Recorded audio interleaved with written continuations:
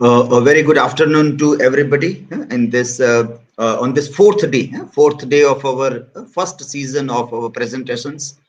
Semester 1 students are making their presentations here, and today let me share the banner of today's presentations. So 6 to 10 February, our presentation season is running for 5 days. Today, you all are going to make presentations on the literature of the Victorians. These students are going to make presentation in this slot, in the noon slot. Stuti, SNEHA, RIDDHI, NIYATI, NIDHI, NANDITABA, LATTA, KISHAN, and KHUSHBU. These are the presentations of this slot here. Okay. Some of the instructions, let me again remind everybody so that at least on the last day we don't have any further instructions to be given, and with that, even in semester 2, semester 3 and 4 also, such simple instructions need not to be given. Okay? So first is that you have to mark, you have to do evaluation as soon as the last presenter is completing the presentation. So don't miss out this. Many of you, one or the other student is missing out every day, and every day we have to give a reminder. Yesterday it was Stuti, and Stuti gave the feedback. Today morning, the evaluation is done by Stuti. So Stuti, are you there? Be careful. Yeah, be careful that you do not. I told in the morning also, keep a list. If you cannot remember all these things, keep a list. Go through the checklist and check mark that this done, this is remaining, this done, everything. So then there is no error of margin, and we don't have to remind again and again. We are dealing with PG students. These are not KG students that we have to tell them everything every day. We have to remind. You are not school kids. You are more mature adult postgraduate students. Samajhdar ko isara kafi. So every day several things need not to be reminded. Along with that, the topics which are to be presented, let me share the tab. Okay, these are the topics. Today, most of you have typed your topic, and that is good. We will have presentations on importance of being earnest by KHUSHBU, comparison between Mr. Gradgrind and Nana by BHATT as a teacher by KISHAN. That seems to be a very interesting topic. Double life in importance of being earnest by LATTA. Hard times, similarities and divergence in literature by Nandita. Controversy in Jude the Obscure and Lady Chatterley's Lover. Yes, that also seems to be a very good topic. NIDHI. Earnestness in the importance of being earnest by NIYATI. Education system by RIDDHI in hard times. Hard times it is. Just check the spelling. Comparative study of Browning and Tennyson by SNEHA, and Tennyson and Browning, a study of poets there. Even in this slot, we do not have anybody making presentation on Jude the Obscure.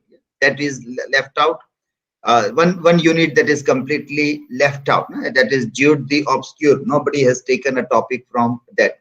Okay, fine. We'll start with Stuti's presentation. But before we move on, let me also remind that tomorrow's presentations are about history, history of English literature from Chaucer to Victorian times. And we want somebody to speak on general characteristics of the age and political summary of the age. So if you will type your topics in advance, the other students will get a chance to pick up the topic which is not selected, and repetition can be avoided. You also try to see that the repetition is avoided, and at least there is somebody who is speaking about general characteristics of all the ages, which is a part of your syllabus.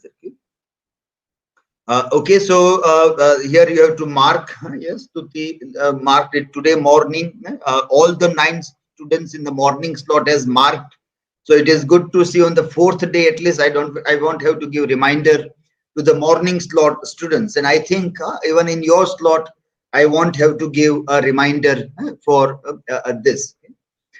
Finally, Google Classroom. In Google Classroom, as we suggested everybody that you have to upload your presentation before your slot begins. In this slot, still KHUSHBU has not uploaded, and STUTI also has not uploaded the PPT in Google Classroom. I request them quickly to do that. Afterwards, we will start the presentations. STUTI, upload your PPT. Okay, sir. Okay. You also upload your PPT in Google Classroom, and again, these instructions are not supposed to be repeated. Okay, so I hope last day I won't have to give any reminder to anybody. Okay. And we have to start with Stuti's presentation on Tennyson and Browning, study of Victorian poets. Yeah. Okay. So let us start then. Stuti, are you ready? Yes, sir. Yeah. Okay. Then you can share your screen and you can start the presentation.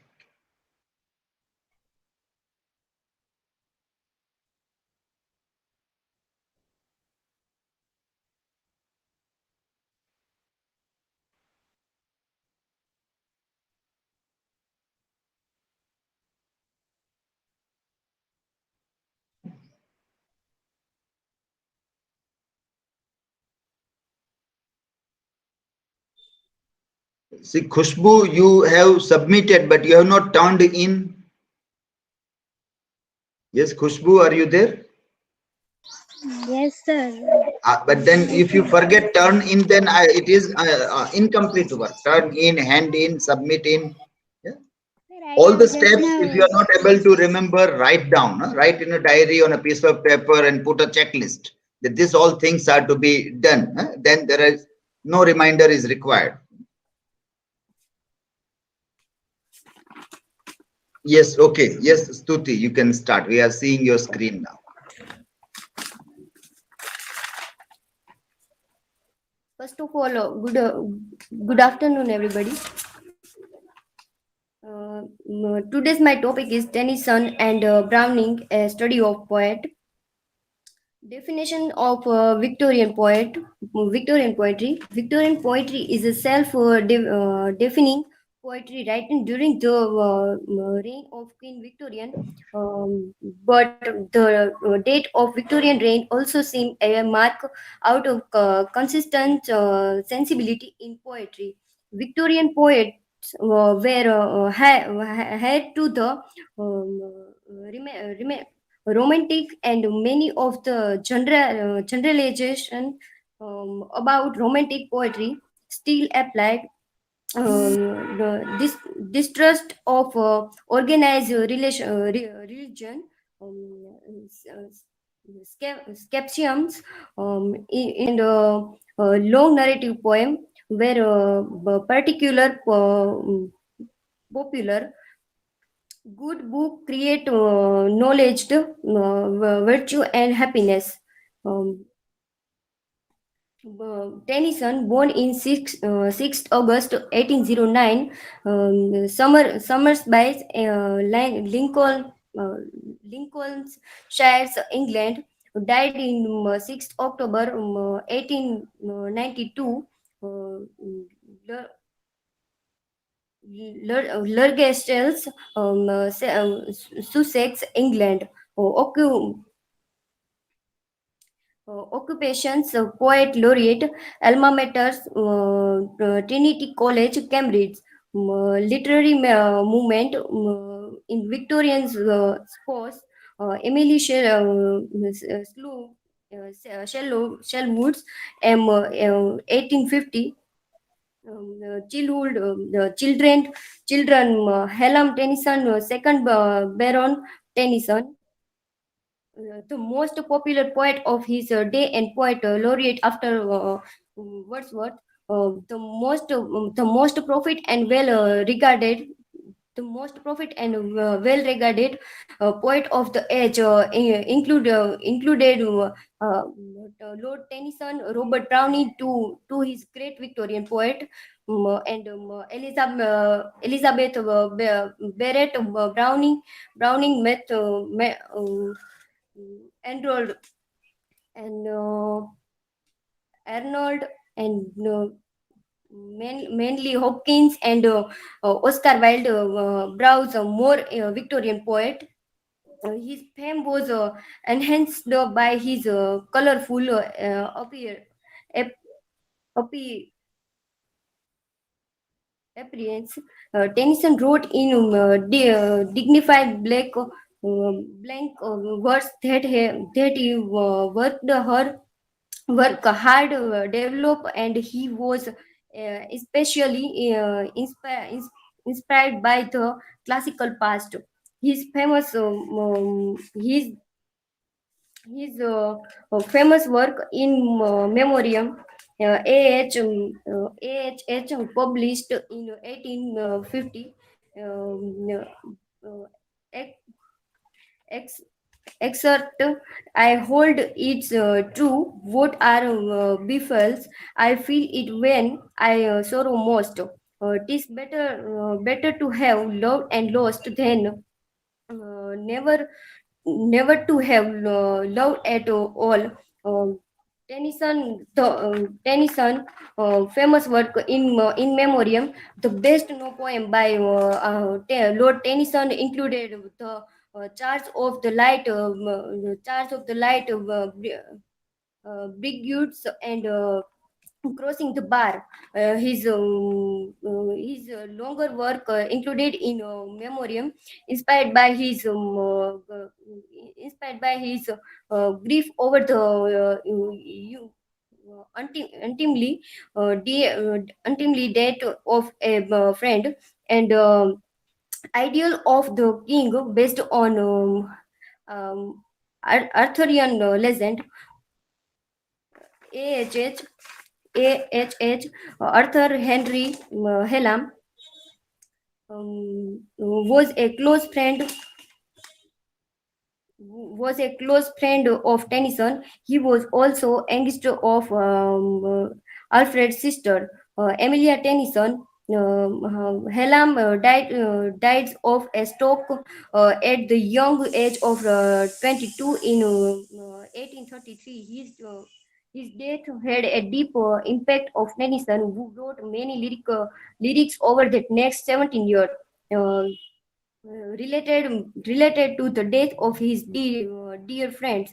These were ultimately published as a single legendary poem titled In Memoriam AHH in 1850. The poem consists of 131 sections, prologues and epilogue, and in primary and elegiac work in contain the element of traditional elegy, like mourning for the deeds and price of his virtue. Will also included a philosophical reflection on faith and science. In memoriam was a immor- enormous critical and popular success. It was a favorite of Queen Victorian, who was and pleased by it after the death of her husband, Prince Albert. It is the most famous work of Lord Tennyson, and is considered one of the great poem of the 19th century.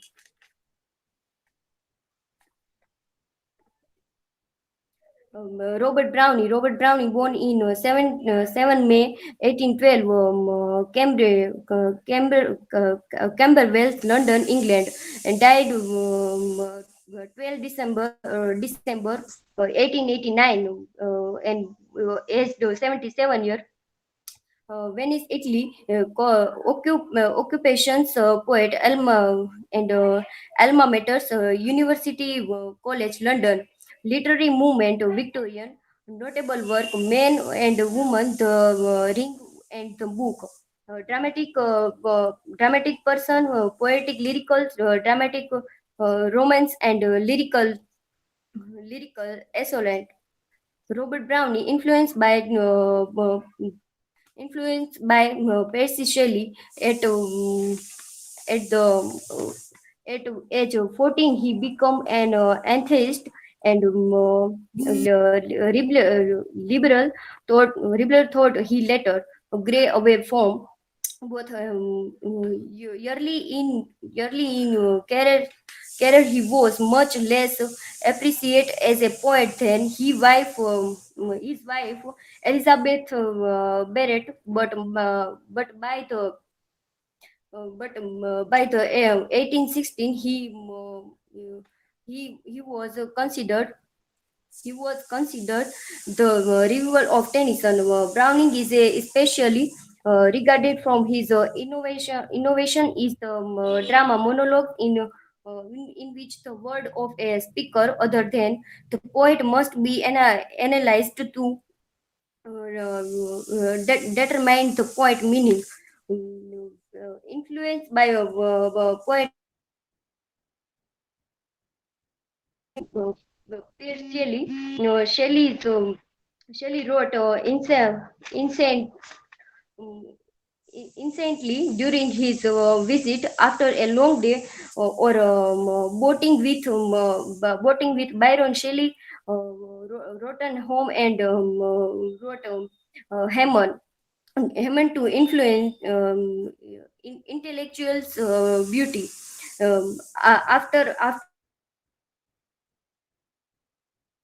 at French Alps with right Mont Blanc uh, pondering on the relationship between man and nature. Browning his famous work Porphyria's Lover. Porphyria's Lover. So she was come thought. So she was come thought wine and rain. Be sure I looked up at her eyes, happy and proud. At last, I knew. Uh, Proferia worshipped me, surprised and made my heart swell, and still it grave. Debated what to do. But the moment she was mind fair, perfectly pure and good. I found a thing to do, and all her fail in one long yellow string. I I would I would I want the three times her little throat around and strangle her. No pain felt she. Robert Browning were Proferia lovers. Is a poem Browning which was first published was Proferia in the in January 1836 issue of monthly monthly repository and Browning later Republic it in dramatic lyrical 1842. Um, uh, uh, uh, and in this interpretation, the themes are love and sin. The persona towards prophet Porphyrius so much that he is willing willing to kill her, yet he also recognized that is a sin become he question why God hasn't response at the end of the poem.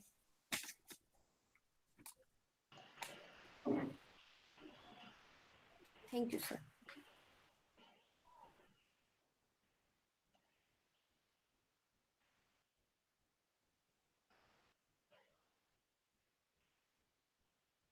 Okay, so It was, you can stop sharing the screen.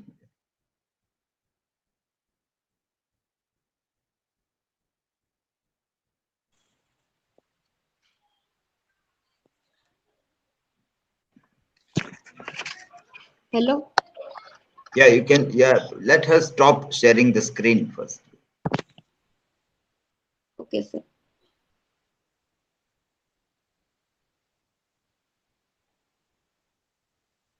Yeah, okay. So, Stuti, yes, lots of reading the screen.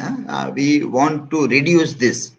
You have to, like, it goes very dull and boring also. If you just keep on reading word by word, then the entire presentation also becomes very dull and boring. You have to make it little bit lively. So I hope in the next semester there will be improvement. Watch your presentations. Watch your presentations to see how you are speaking, what you are speaking, whether it is interesting or dull. Don't miss an opportunity to listen your own presentations. There is lots of learning from that. There will be self-learning. So then only there will be improvement in second semester, because in second semester if you people will read the things, then we will ask them to do it again. We will ask them to do it again without any slides, that speak orally 5 minutes on your topic. That will have to do if you will just keep on reading your screen. And this is for everybody. This is these instructions are for everybody. Don't make it very dull and very long. Yes, be to the point, brief, speak orally. That is very important. Okay, questions to her? Yes, Tuti. Am I audible? Yes, you are audible. Yeah. How long did it take Tennyson to write in a memoriam? Mm, um, 17 years. The defining poem of the Victorian age in Memoriam was written over a period of 17 years from in 1833 to 1850 over the course of 133 cantos. It explored Lord Tennyson profound grief at the death of his close friend Arthur Henry Hela. Okay, thank you. Am I audible? Yes. Yes. Okay, Stuti. So here you are mentioned Robert Browning's life and his work. So can you please tell me what kind of poem is a Porphyria's lover? Uh, Explain something Yes. like. Yes. This poem is a dramatic monologue, a fictional speech present as the poet. Like most of Browning other dramatic monologue, this one capture a moment after a main event or action. Prophetia already light and light did when the speaker begins. Okay, thank you.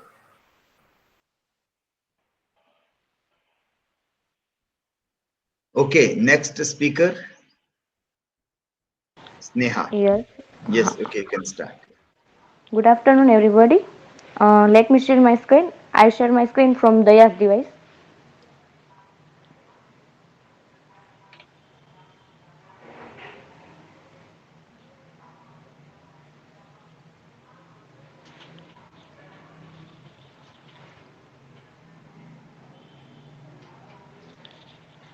Shall I start? Yes, you can start. Okay. I would like to present on Victorian era. My topic is comparative study of Browning and Tennyson.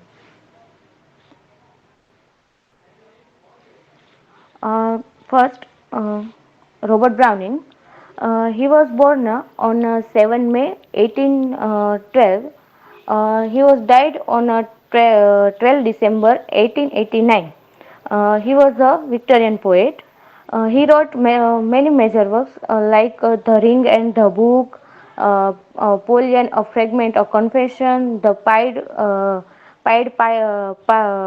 of Hamilton. Alfred Lord Tennyson. He was born on 6 August 1809. He was died on 6 October 1892. He was the poet laureate during much of Queen Victoria's reign and remained one of the most popular British poets. His notable work of Timbuktu. This For this work, he was awarded the Chancellor's Gold Medal at Cambridge. He was also a Victorian poet. He also wrote many major works like In Memoriam, The Charge of Light Brigade, and The Idylls of the King. Difference between their writing style. Both are Victorian poet and both are famous in a dramatic monologue. Browning focuses on psyche of his frantic characters and tries to look into deep inside of such character in writings. Language of Tennyson draws material from external specific realities, ideas and objects and try to express it through ornate language. Tennyson and Robert Browning is in their nature of expressions. Browning's writing are always energetic, but in Tennyson tone of expression is generally melancholic, where he tends to give touch of nostalgia. Their poetic concern are hardly related. Browning systematically depicts the essence of character, whereas Tennyson gives importance in a mood. Tennyson is a source for his poetry and used many subjects from domestic condition to observation of atmosphere, whereas Browning takes an immoral character and challenges us to find out the moral excellence. Browning in his poetry tries to realize human nature, society and religion, whereas Tennyson recalls the conscious mind and environment through ornate language. Browning logically reveals the essence of a person, whereas Tennyson induced and plays at a particular mood. These are two poems which are somewhere common in for these two poets. Mariana by Tennyson and Child Ronald to the Tower came by Browning. The description of landscape indicates the state of mind of the poem's central character. No, in this poem, not describing something beautiful or attractive. Mariana by thickly atmospheric. Child Ronald, by contrast, has a very strong sense of movement and progress. Strong sense of stillness conveyed within the poem. Everything, especially Mariana, is passive. It is not possible to forget that this is a journey through a landscape. These two poets are, as can be seen, very different in their approach to the ideas of the narrative. Conclusion. In the end, we can say that Browning's place in our literature will be better appreciated by comparison with his friend Tennyson, whom we just studied in our respect, especially in their method of approaching the truth. The two men are the exact opposites. Tennyson is the first artist and then the teacher. But with Browning, the message is always the important thing, and he careless of the form in which it expressed. Here my references. Thank you.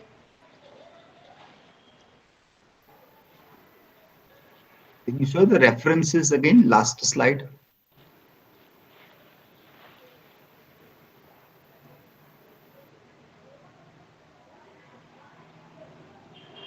No, reference.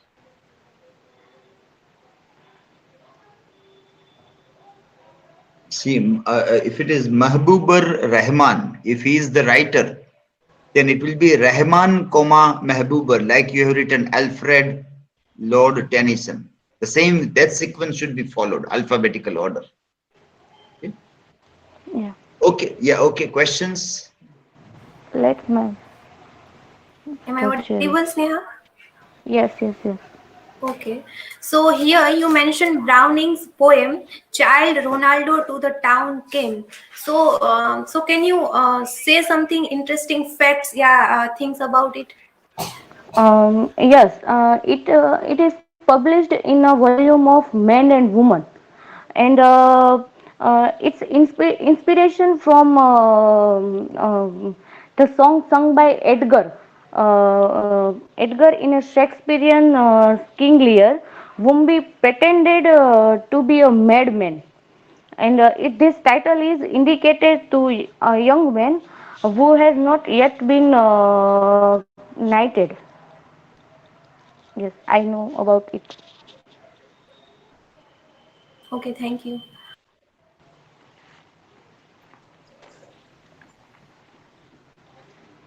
What is the theme of Mariana poem? Yes. If we say Tennyson's all poems, that are in all poems common theme is isolation and separation from the society, and also this poem Mariana is in it also this theme used by a poem isolation and separation from the society, and also this poem is third person narration.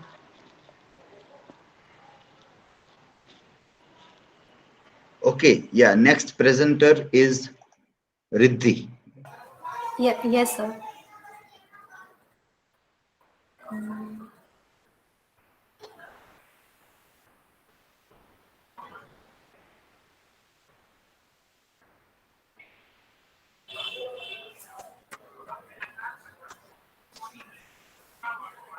My screen is visible, sir.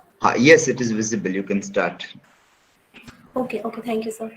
So, hello, good afternoon, respected sir, and my all dear friends.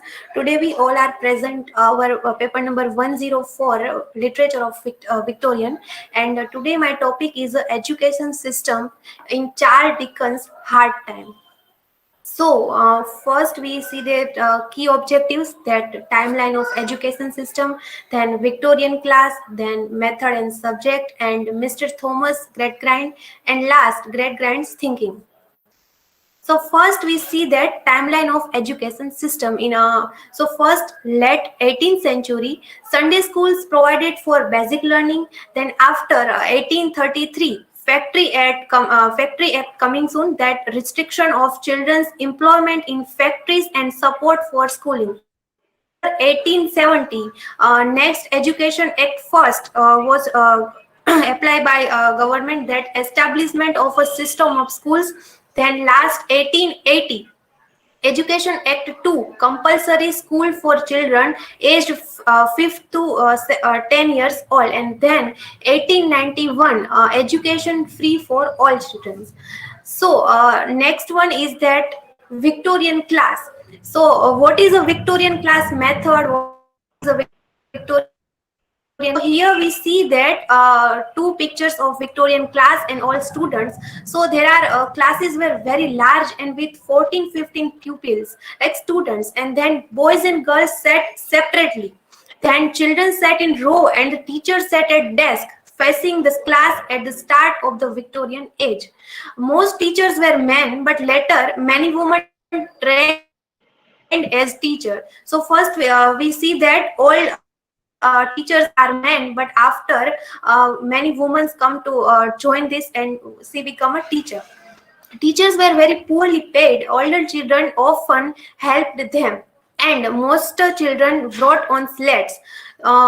They wiped their slates clean by spitting on it or and rubbing with their coat sleeves or fingers. So older children learned to write in ink on paper. It was difficult. It was difficult to write without leaving blots on the paper.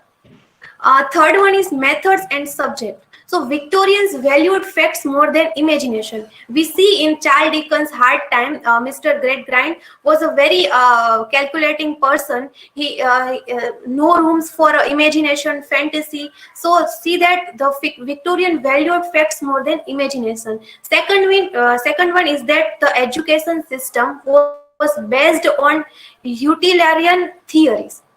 Third one is lessons were based on the 4R: reading, writing, religion, and arithmetic. Fourth one is children were often taught by copying and repeating what the what the teachers told them. Lessons included teaching in right and wrong, cleanliness, and the Christian religion. Our main topic is that quotes from a man of reality in hard time.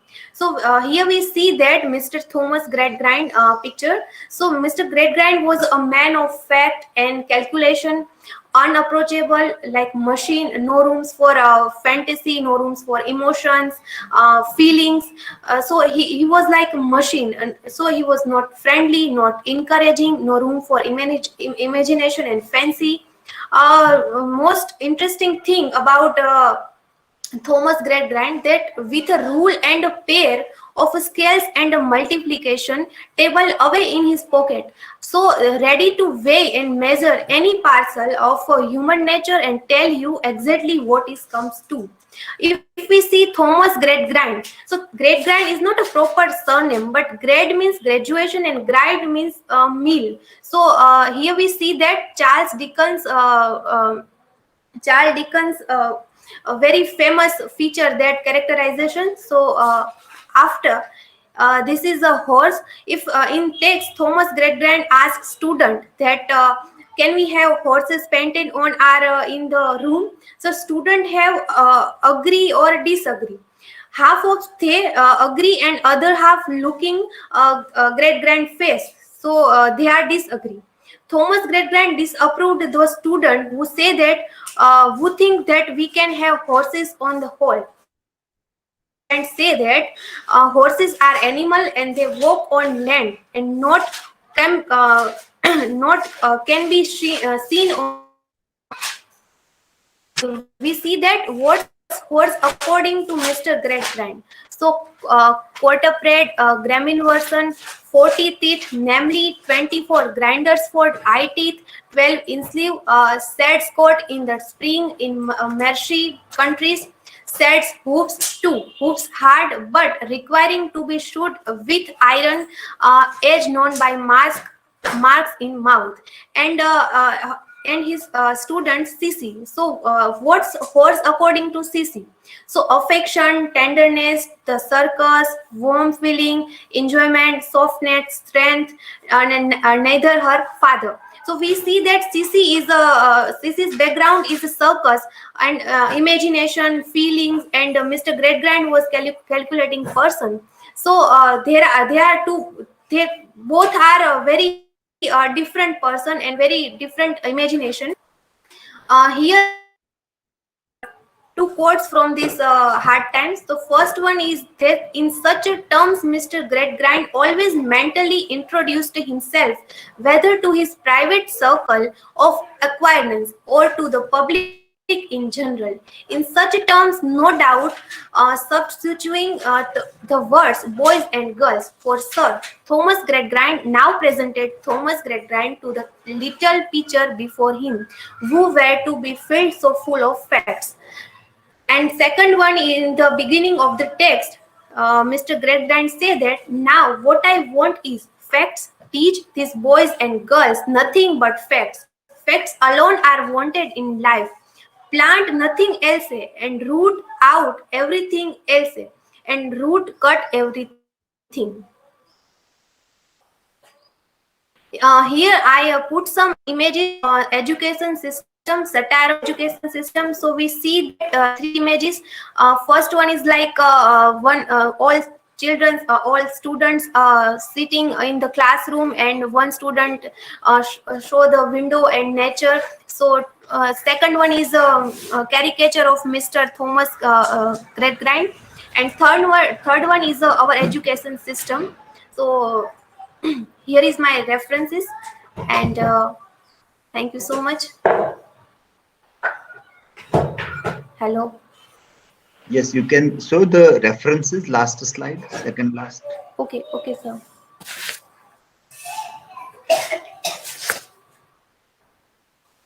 Correct your spelling here before you upload online. hard times. Okay. Oh, okay, sir.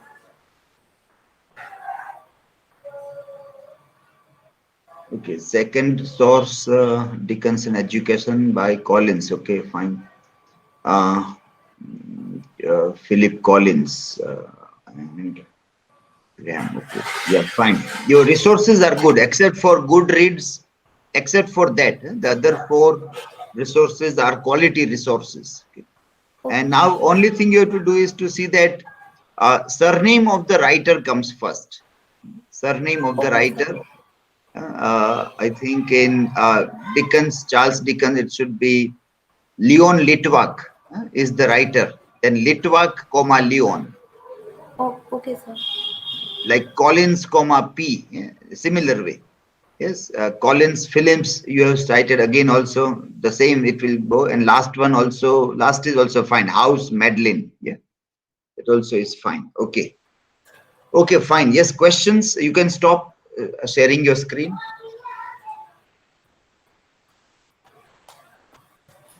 Riddhi, Yes. I would like to ask you, please can you elaborate more the theme of the hard times?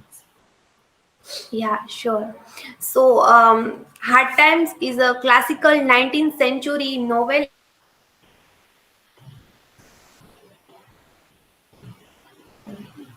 and wealth, family, love, woman and femininity, philosophical view on creativity and imagination, then philosophical view on classical and economical economy. So this.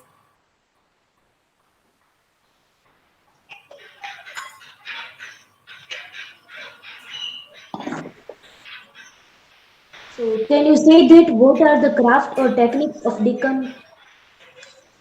Can you repeat your question, please? Can you say that what are the craft or techniques of Dickon? Okay, Charles Dickens is famous for his characterization and wit, and also his writing style is heavily detailed. So, are you getting my point, Niyati? Yes. Okay, thank you. Yeah. Okay. The next presenter is Niyati. Okay, sir, I am sharing my screen.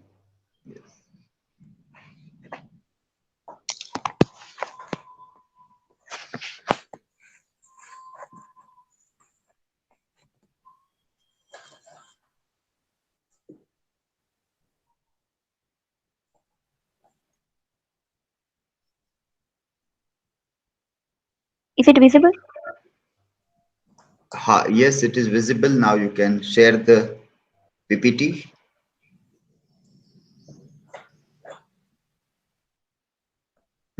Yes, now it's visible. You can start. Okay. So my topic is earnestness in importance of being earnest.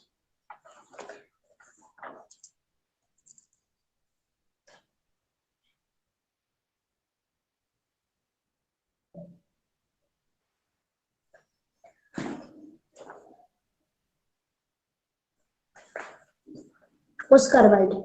Oscar Fingal Wills Wilde, 16 October 1854 to 30 November 1900, was an Irish poet and playwright. After writing in different forms throughout the 1880s, the early 1890s saw him become one of the most popular playwrights in London. He is best remembered for his epigrams and plays. His novels, The Picture of Dorian Gray and the circumstances of his criminal conviction, Grass Indency for consensual homosexual acts, imprisonment and early death from meningitis at age 46.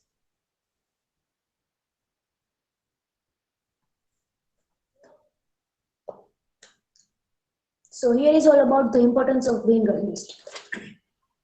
The importance of being earnest, a trivial comedy for serious people, is a play by Oscar Wilde, first performed on 14th February 1895.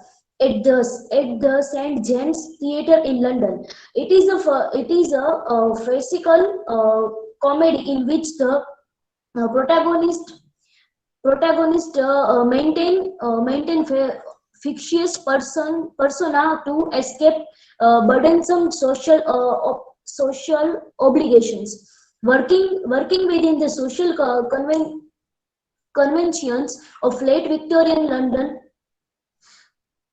the play's major themes are the tragedy with which it treats institutions or serious as marriage, and the resulting satire of Victorian ways. Some contemporary reviews and the Wilde's artistic career, while others were cautious about its lack of society message. Its high-paced and witty dialogue have helped make the importance of being honest Wilde's most enduringly popular play. The importance of being honest has been revived many times since its premiere. Like, it's very famous in that era.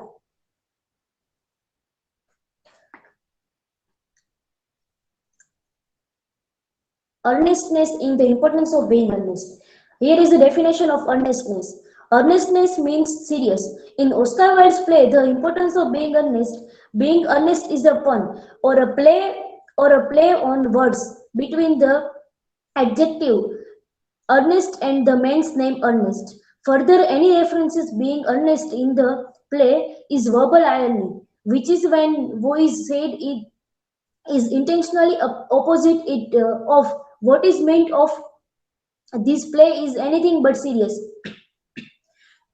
At the beginning of the play, Jack, the protagonist, is being confronted by Algernon, the cousin of Jack's love interest Gwendolyn.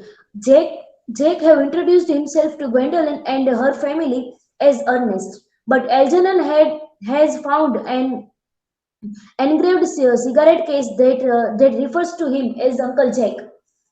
To Jack explain, well, my name is Ernest in town and Jack in the country, and the cigarette case was given to me in the country.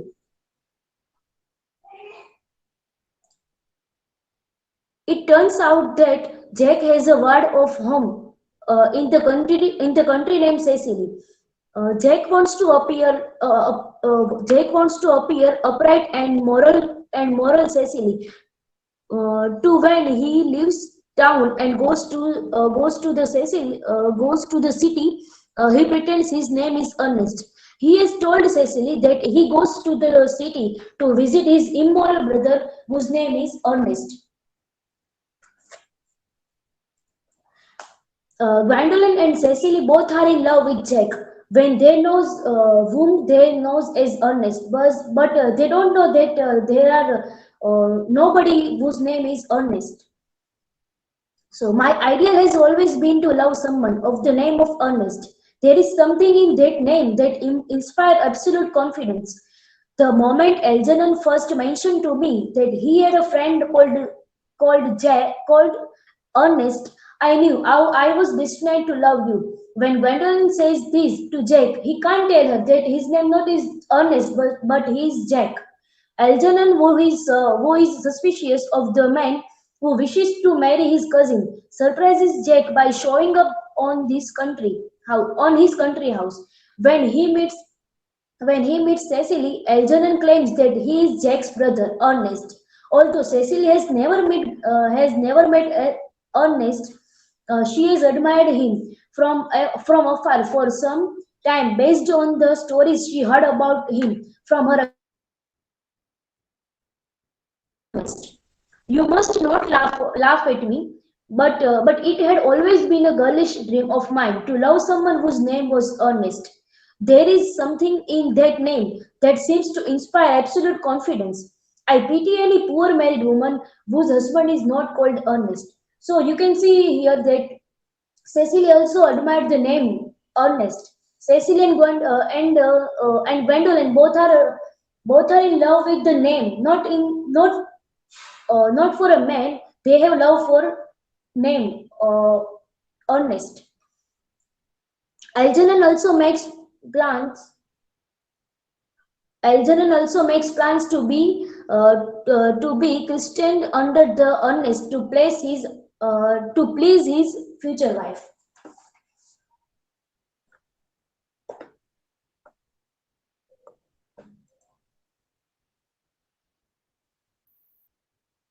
Okay. Okay, so I think you know that this is not proper. You need to work on that. Okay. Yes, sir. So that I think, so I'm not giving instructions further here, but next semester we will do one workshop, and then you will come to know that what is the exact way also. But the way I have given instructions to others, so you might have got an idea that what corrections you need to do in this. Okay, but Okay, you sir, can stop. Yeah. Yes. actually I do 2 days before. Acha. Okay. Yeah. No problem. Yeah. But in next semester we will see the improvement. In the next semester it should not be repeated, but whatever mistakes or errors are being made in the first semester, we just have to see that they are not repeated either on the next day or in the next semester. But that બસ આટલું ધીરે ધીરે કરતા જાય તો એ 2 વર્ષમાં ઘણો બધો સુધારો આવી જશે. Little bit of, but if we keep on repeating, then there is a problem, and then there is no chance of any improvement. Yes, questions to her? Yes, NIYATI. Is Jack and Earnest both are the same person? Am I audible properly? But Yes, yeah. repeat the question. Is Jack and Earnest both are the same person? Yes, both are the same person, but Jack has both name. Like he is Jack and Ernest at the same time.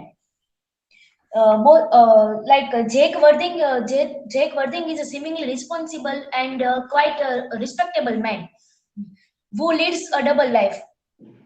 In Hertfordshire, where he is a large estate, Jack is known as Jack, and in London he is known as Ernest. So yes, he is living both life like Jack and Ernest.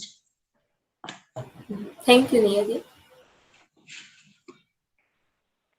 Niyati, my question is, what was the reason that both Cecily and Gwendolyn liked the name Earnest? Yes, Cecily and Gwendolyn both like the name Ernest. They believed that Ernest is the name. The Earnest is the name could be the honest man in world, and the man with emotion, love, and feelings. That is why the impact of them both is same, and they both loves the name, not the man. They both loves the name Ernest. Okay. Thank you, Niyati. Okay, fine, good. Next presenter is Nidhi. Good afternoon, everybody. Today I'm going to present the controversy between the Jude of Obscure and Lady Chatterley's Lover. So I'm going to present my screen. Okay, so we have one on Jude. I thought that there is nobody on Jude the Obscure. Is my screen visible? Let us wait for some time to see it. Oh.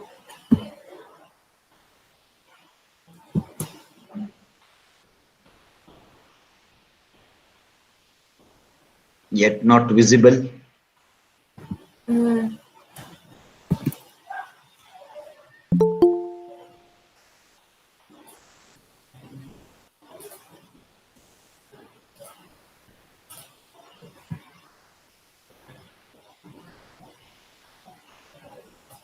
No, it is not yet visible.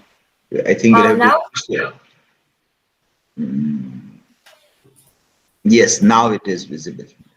Okay, so I'm going to present the controversy in the Jude of the Obscure and Lady Chatterley's Lover. So it's a front page of the both novels, Lady Chatterley's Lover and the Jude of the Obscure.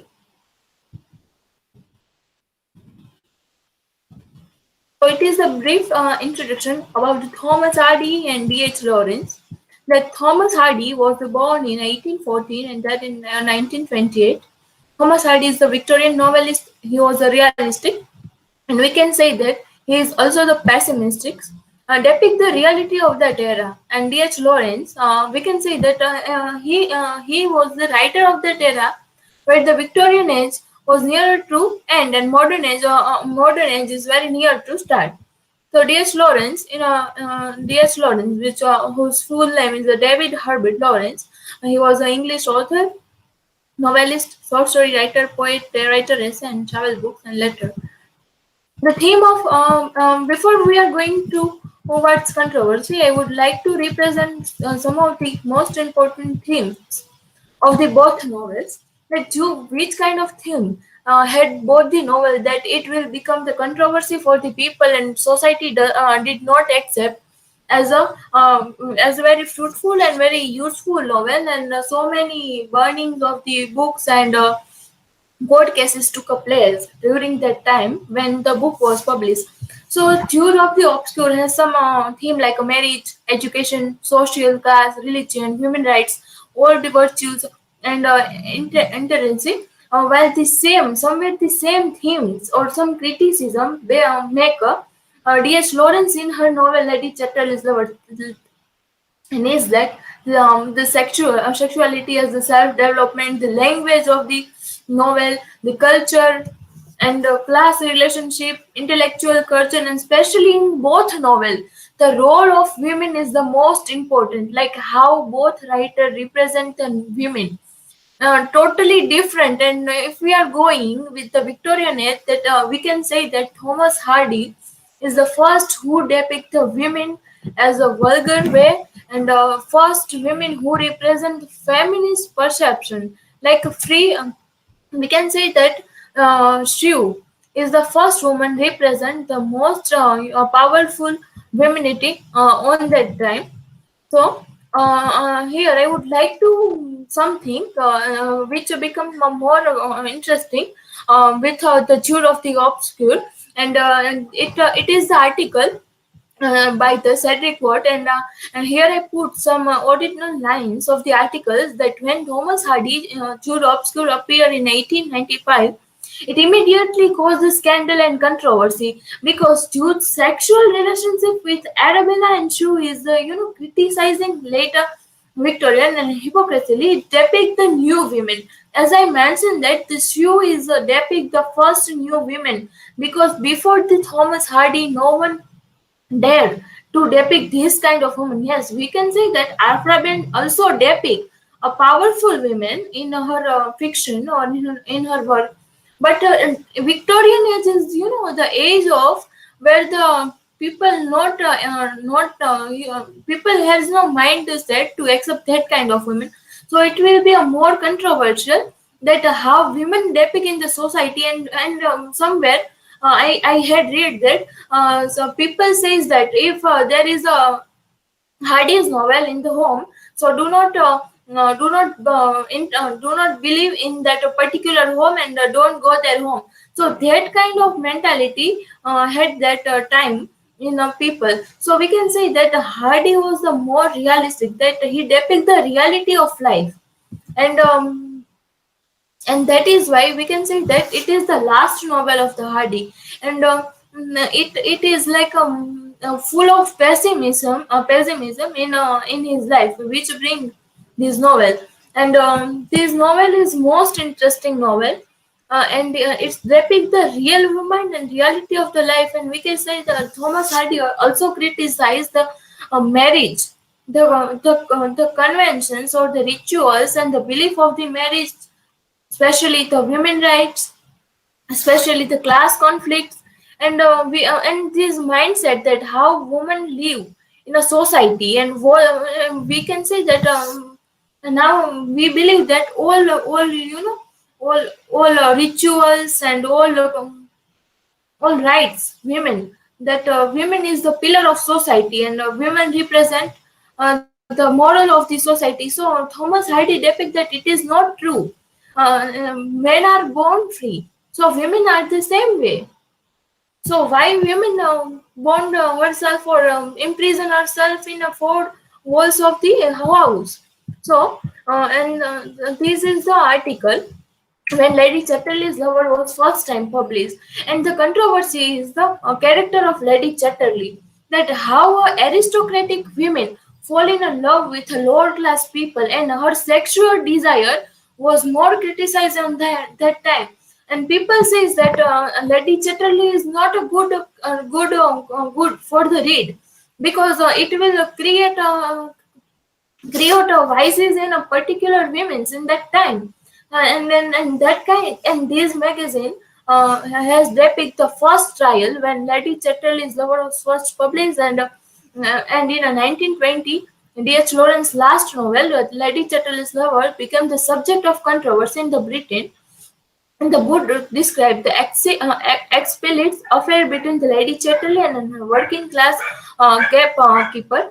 The sexual scene are described in a details, and considering the shocking by the British establishment at the time and the use of language, especially at that time, D.H. Lawrence's main aim to depict the human psychology, how woman desire is a necessary, but the describe of the sexual scene is a more controversial at that time, and people think that it is a porn kind of novel, but it is the not reality. So many court case had happened that time, and priests and churches banned that novel, and so large number of the copy of the novel were burnt on the streets. This is another article based on Lady Chatterley's Lover, that love as a and the theme of the love as a serious and scared. So we can say that Lady Chatterley fall in love with her that servant. So people think that it is not fair that the aristocratic women fall in love with her lower class people, and especially desire of sex. Sex of Lady Chatterley is not acceptable in that society. So after that, this kind of controversy had happened that time, and people when the controversy was over, large number of the copy were read that time.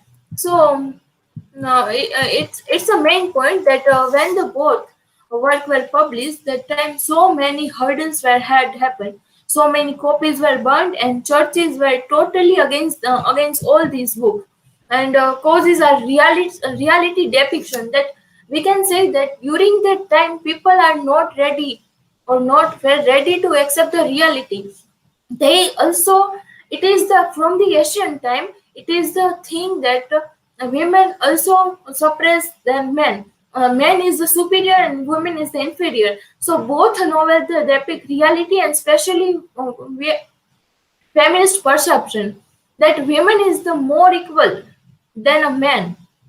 There is no any kind of a class conflict, there is no any kind of caste conflict, and yes, women has all rights to describe herself, and sex is not a scene, and describing a sex scene is not seen, and the relations especially not and it is not necessary to live with a man only cause of marriage. You can live without marriage, and you can fall in love with anybody, and you had a relationship with anybody. So these kind of thing become more controversial on that time. So people were not accepted these things. So in a modern time, in our own time, we can say that the same controversy had happened in so many web series, so many films, so many serials, so many movies. So I must include these movies. Example, Ram Leela. When Ram Leela was first published, that controversy around arise around the name of the Ram Leela, and it had take a court case, and I have choose this article from the Diplomat, and this article is written by the J.T. Cogley, and he described that the Ram Leela is also controversial from the name of the particular movie, people think that it is not good to give the title of Ram Lila, because it is a concern with Lord Rama, and the name change to the Golyoki Ram Lila as a Golyoki Ras Lila Ram Lila came just 48 hours ahead of the film and scheduled release date of the 15 November. And director Sanjay Leela Bhansali made a statement earlier today and clarified the film's content. And I would like to like to the original words which said by the Bhansali. Bhansali quoted that the said film is the neither related to the Ram Lila folklore tradition performance associated with Lord Rama or not related with Ras Lila. It associated with Lord Krishna. Ram, the character in the said film, does not depict or resemble the Lord Rama in any manner. So people, without seeing, without knowing the reality, come the front of the road, front of the street, and without knowing the reality, it becomes a controversy, and it take a court case. So in the same way, now we are doing in our own time. It's a refresh example of a controversy that the web series Tandav took a great controversy cause of the crew and cast issue. And so many court cases had happened, and the cast crew of the Tandav Amazon Prime Video web series had issued an apology. And in a statement shared the Twitter by the Ali Abbas Zafar, director of the series, and they unconditionally apologize, taking the cognization of a concern expressed by the people, and if it it unintentionally hurt anyone's statement. So we can say that now gradually and steadily we are turning toward the dark era. Nowadays it will be horrible for us to speaking concern with some religious, some caste, some creed, some politics. Anyone from the any caste, any religious, any creed come to front of the and make themselves that we are not agree with that, our emotions are hurts. So people are not acceptable some these kind of things, and that is why it had happened. And especially Tandav, it is a more I must say it is a more depict the reality, and without knowing people come to the front and says that it is against the caste, against the crew, and it create a more controversy. And I would like to say that it has a FIR, and that FIR has lodged in Lucknow against the marks of the Amazon Prime Video's new web series on change of hurting the religious sentiment of Hindus and promoting the enmity of ground of religion and political political drama series has a Saif Ali Khan, Dimple Kapadia, Dulia, and Mohammad Zishan used in the cast. The FIR was lodged at the Lucknow police station under the various section of the IPC and the Information Technology Act. And Aparna Purohit, head and Indian original contact of the Amazon, and Ali Abbas Zafar directed Tandav web series, and Himanshu Krishna Mehta produced. The Gauri Shankar writer were named in the FIR. So we can say that even the web series can catch these kind of the controversy. So how we will aware with the reality when we stop this kind of emotional dramas and emotional attachment, and it is not a cause of cause of some particular scenes, but so many roles to take a place in that kind of controversies. Somewhere politics, somewhere religious guru, somewhere politics netaji, all are concerned with each other. And it is literature. If we are going with the only concept of the literature, we have to think that it is not a matter of controversy, depict the reality. So I must say that why people being like this, why they not accept the reality, why without knowing, without aware of the reality, go and join the crowd without knowing the reality. And if we are going with that crowd and we are asked some word that why you are against this particular work or particular drama or particular web series, even they have no idea that why he or she had joined. So we can found that so many political, social, economical, capitalistical, and so many religious or so many ism took and concern with this all kind of controversy.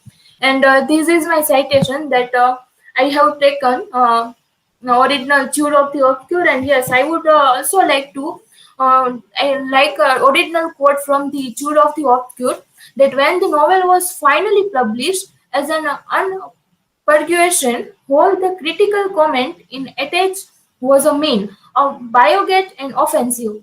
A bitter attack in the New York World led the heart to urge Harper's withdraw the book from the circulation.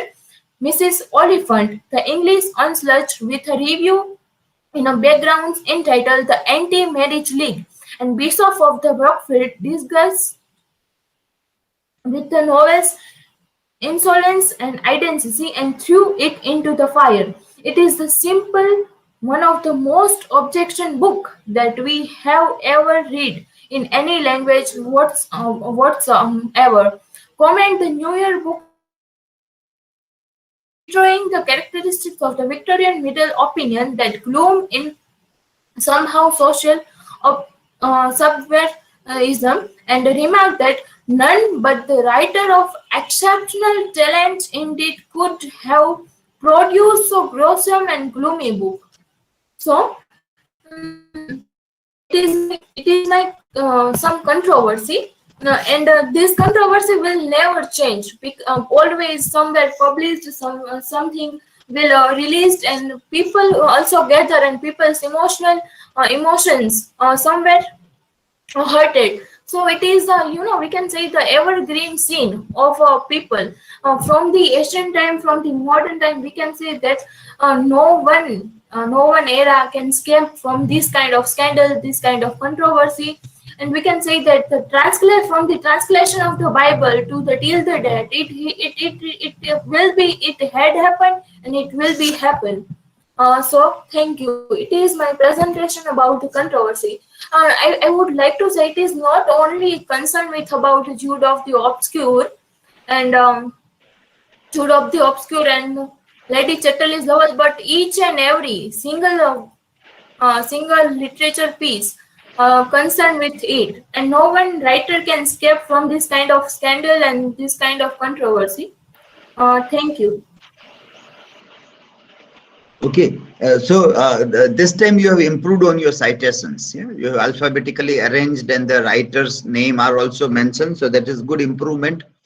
Now, if you want to score full score in that category, last two category, then this very names should be written in the slides also. So when you make an argument that so-and-so work of art is being objected or this, you have to say, this person is writing this about that. That person is telling that. That way you have to cite. You have to refer to them directly. And then you have to say that these people are telling all these things. So in the side, within the slide also, it has to come. And then at the end of the slides also, then you get full score in that. Okay, other questions?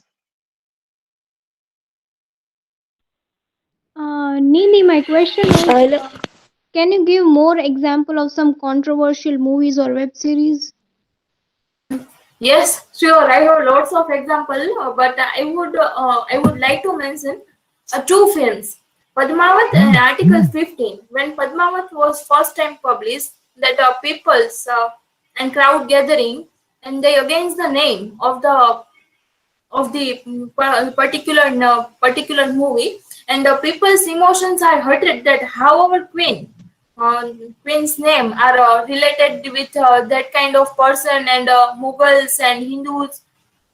So it is the matter of controversy that Mughals and Hindus and Queen Padmavati, and especially when Queen Padmavati went to the Mughals' mahal. So this scene create a more controversy. And another is Article 15.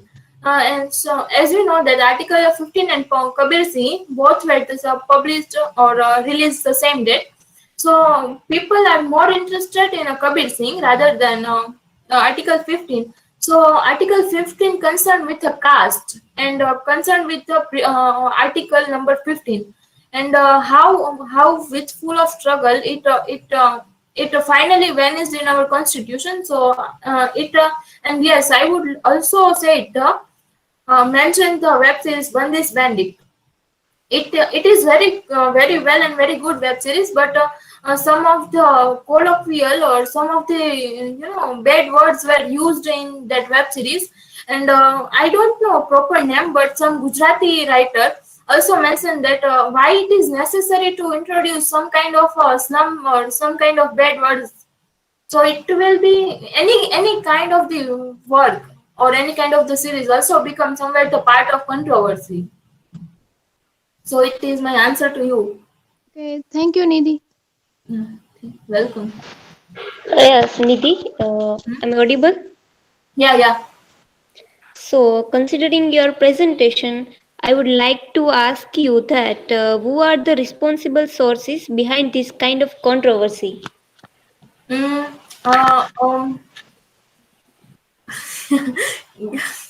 Giving the person's name, it is one kind of controversy for me, that I will be the part of controversy that she give the particular name of the some kind of person. So I would like to say no one can escape from the controversy. As we know, the literature is concerned with economics, social cycle, religious, politics, science. So whatever had happened or what will happen, so somewhere it concerned with more politics. Everything based on politics nowadays. So I must say that politics is the most involving criteria of this whole controversy. Thank you. Yes, so like it is like Thank you, socio-cultural dynamics, socio-cultural, religious and political dynamics that play a vital role. All human beings are product of all these things. So we may blame humans for raising controversies or uttering the voice which hurts the sentiments, but everybody is somewhere a part of the product of socio-cultural, political and religious dynamics. So we can study the society behind it, we can study the culture behind it, we can study the religion and politics behind it. Individuals are not directly responsible, except for the things that they are so great that they can control the culture, religion and everything. Otherwise, normally we find that these forces of society, culture, religion and politics, they normally control. But it is again is a very interesting topic of studying that what kind of controversies literature normally raises in societies and what are the reasons. So sometimes there are caste, class or race problems, sometimes religion, sometimes culture, sometimes society, sometimes politics. It keeps on changing, but it is again very interesting to see. Even in countries like America, many school books, many books in the school, they're denied to study. Parents say that, well, our children should not study this book, and there may be not any kind of very sensitive issues, but something about race can be there, and because of that also many times books are removed from syllabus also. So but good topic that you can study the forces around it also. Okay, next is Nandita.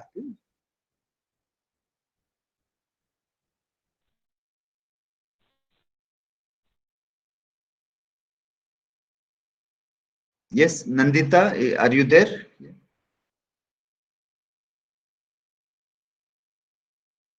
Or is she disconnected? She was there to ask a question. Okay, then Lata, you can start by the time she reconnects. Lata. Yes, sir. Am I audible, sir? Yes. Yeah. Hello, am I audible, sir? Yes. Is it Are you visible? there, Nandita?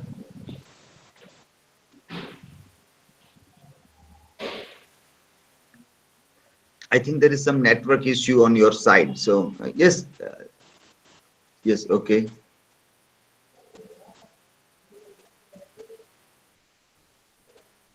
Okay, Nandita, you can join afterwards. Lata, you just try it out. Your device, I think you have to reconnect again. Yeah. Yes, Lata, you can start. Okay, sir. For my presentation, I would like to request Asha Didi for present my PPT.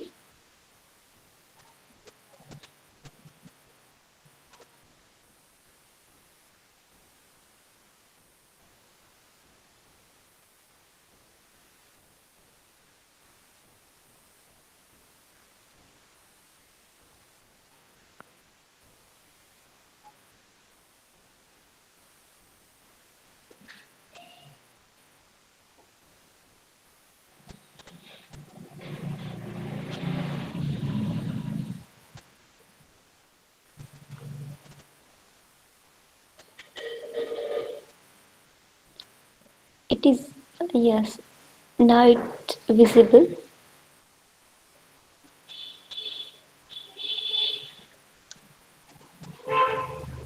Yes, you can start. Yes. Good afternoon, everyone, respected sir and dear friends. Today's my topic is double life in the importance of being earnest. The importance of being earnest is written by Oscar Fingal of Liberty Wills Wilde. He is known as Oscar Wilde because his full name is very long. So all know as Oscar Wilde.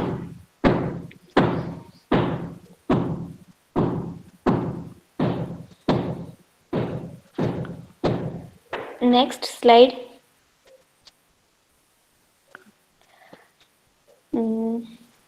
Oscar Wilde, born on, sorry, we can see that Oscar Wilde is giving statement about the acting and the life.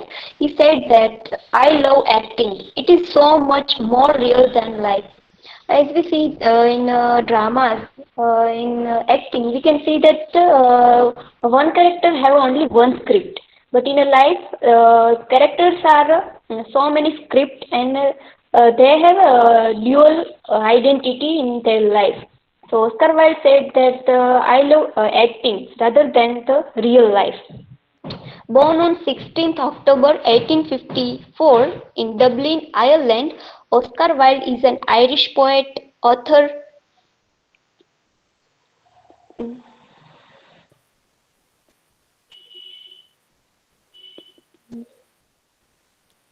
Previous slide, Asha Didi.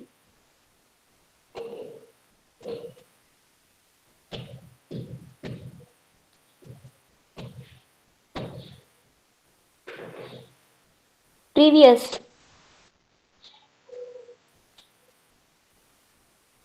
Hello.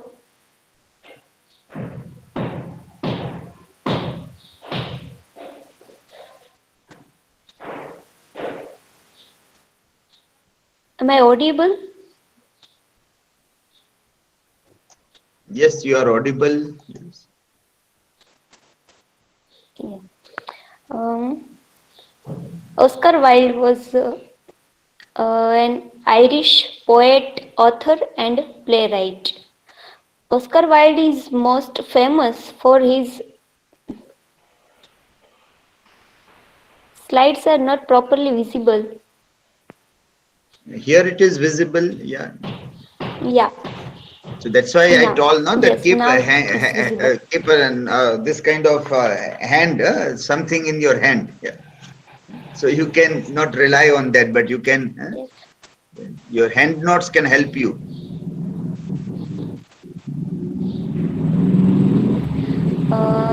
As we know that Oscar Wilde studied at Trinity College Dublin and at Magdalen College Oxford. In 1891, Wilde had become intimate with Lord Alfred Douglas and the Maurice of Queensberry Douglas' father accused Wilde of homosexual practices.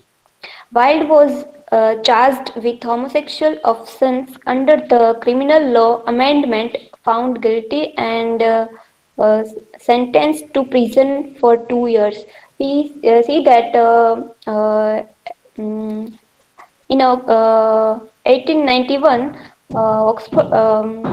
Oscar Wilde was fall in love with Alfred Douglas, but society can't accept that homosexual relationship, and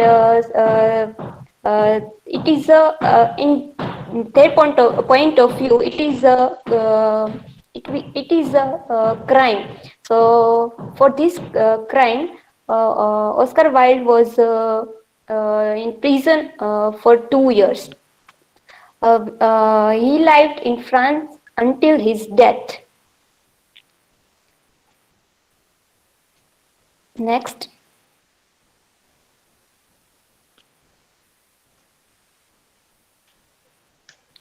Here we can see that the two images. The first is importance of being earnest, and the second picture is of Oscar Wilde.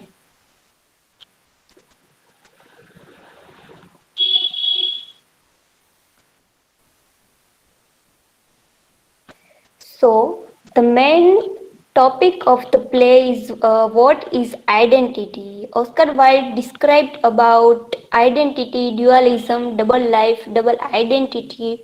So first of all, we all think that who I am and what is identity. So according to Longman's Dictionary of English Language and Culture, identity is defined as a who or what a particular person or a thing is. It is defined as a identity, and we must have a identity. So the concept of double life was popular among Victorians. We can see that Oscar Wilde belongs to Victorian era. So he writes the real situation and prescribed about the concept of Victorian. It is also a core of the play.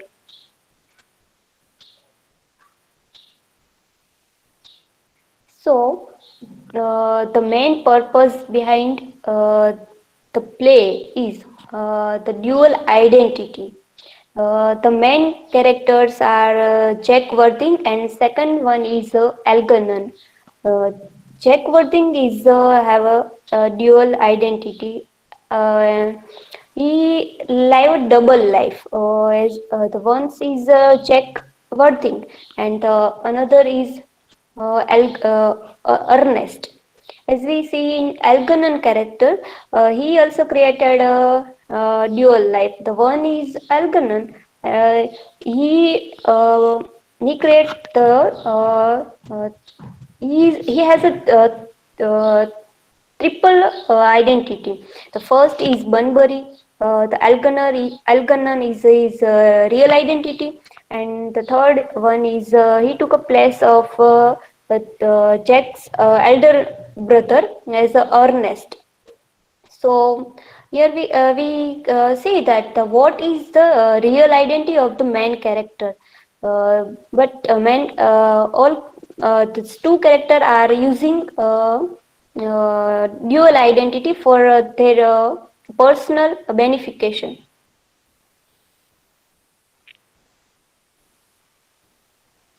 So here I want to say that why they use dual identity. The dual there are many causes behind this. The first one is for hide their lies. People uses mask and uses dual identity for hide their true face, and is bad works and bad habits. For that they use dual identity. we can see that in today's time, people have a dual life. One is a personal and one is a public. In personal life, they do whatever they want, but uh, they can't show their real and personal life to everyone. In public, they are a very good, very moral person. But in a personal life, we cannot understand people with this public life because they have also a dual identity for freedom. The next cause is freedom. We can see in importance of being earnest. The Algernon uses the another identity of Bunbury because for freedom. His aunt was don't allow him to do what he want. So for that freedom, he took another identity. Uh, some people are afraid of truth and reality. So that's why they use this dual identity. Um, as we know that all people take advantages for using dual identity. They wear a mask and take another identity and in the play, we can see that Jack is using another identity as uh, Earnest. So he can take advantages of that, and he easily say that I'm going to meet my brother, and he's not going to meet his brother, but he really going to meet Gwendolyn because he is fall in love with Gwendolyn. So it is advantages of him free from duty. The another cause of dual identity is free from duty. With the wearing of another mask and another identity, the people are not responsible for any duty. So it is also good for that. Who wearing another mask and take another identity. We living in a society. So society have a very big expectation of behavior. Like you have to behave in this way. You have to behave in this manner because this behavior is not good for you and others. So you have to fix yourself in rule and order of society. So with the help of another identity, people don't know you. So you can live in whatever manner you have to live. So these are the causes of using dual identity. We can take example of social media. We can see that the social media is a double-edged sword.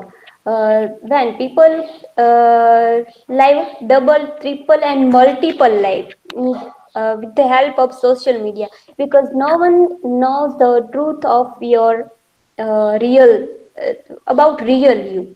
And in different platform you make fake IDs because fake IDs is the very easy and very easy and very easy manner to create a new face and new identity.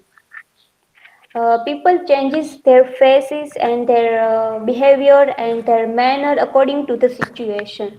Like yeah, we we can take example of some boys who are looking good and sanskari type at home, but not only boys but also girls are If they are at home, they are like a sanskari girl and boy. But we can see in their we can see with other perspective in outside, the boys and the girls are very turkey type.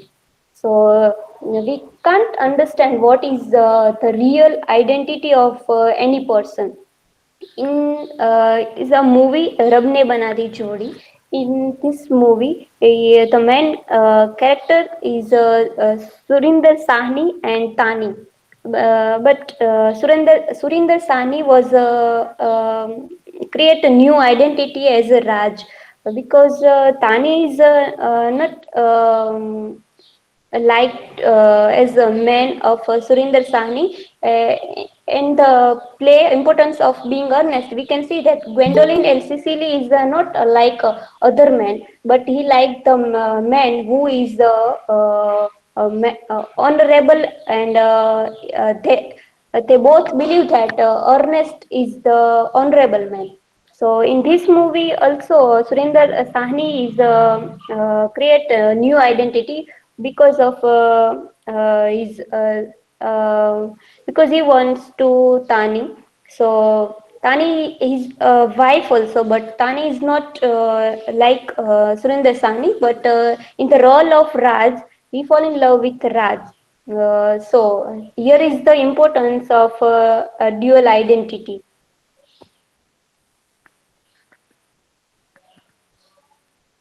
And here is my citation.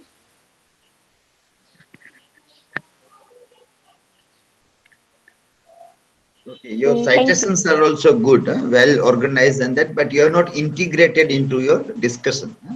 But it was good, still not bad. Yeah. Okay. I request who is going to ask questions? Very quick question. Yes, sir. May. Yes. Yes. Hello, Latta. What is the title of the play? Real meaning? The original title first Oscar Wilde is create as a trivial comedy for serious people. Oh, thank you. What is the core of the play? Importance of being earnest. The core of the play is dualism and double identity is the main core of the play. Importance of being earnest. Thank you. Okay. Yeah. Yes. Nandita, are you ready? Am I? Yes.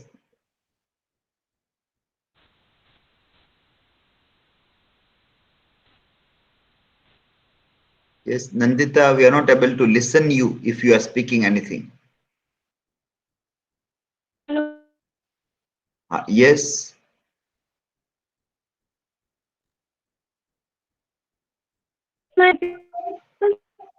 No, your voice is not audible. It is breaking. Yeah.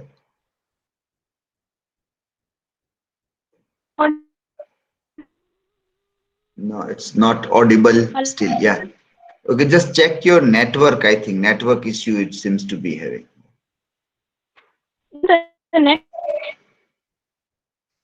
Yeah, find a better space where you get full network. And by the time we are taking another participant, like Kishan, you present by the time Nandita gets ready. Yeah.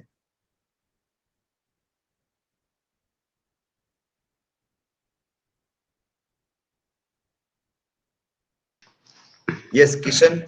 Yes, sir. I am audible, okay. sir. Yes, you are audible. Yeah. Hello, everyone. Today Yeah, I present. hide that sticker. Yeah. Click on the hide button to hide the sticker. Yeah. Okay. Now you can start. Okay. Hello, everyone. Today I present comparison between Mr. Great Grand and Nanabai Bhatt as a teacher. So let's start. Next, please. विद्या च अविद्याम् अस्तु वेदोभ्यं सह अविद्यां मृत्युं त्रित्वा विद्यामृतं सुन्नते. This sloka represent two types of vidya. First is vidya and second one is avidya. What is meaning of avidya? You know so many people in our life and our society, or all people are not uh, uh, sit down in any one place, but all people do something work. Some is physical work, some is mentally work. Teacher also do mentally work, and farmer is also do physical works. This is one type of skill. A farmer also not teach to a student, and student sometimes not do farmer work. So one type of skill.